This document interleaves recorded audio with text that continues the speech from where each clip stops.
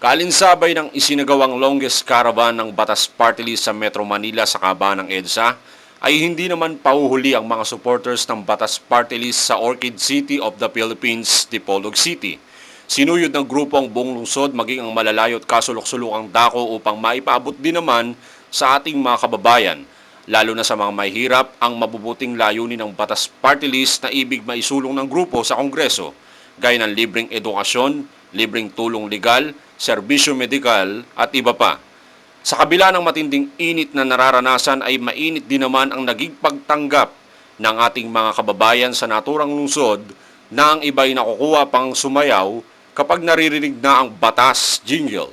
Sa kabuuan ay mapayapa namang naidaos ng mga supporters ang naturang caravan gaya ng isinagawa sa Metro Manila.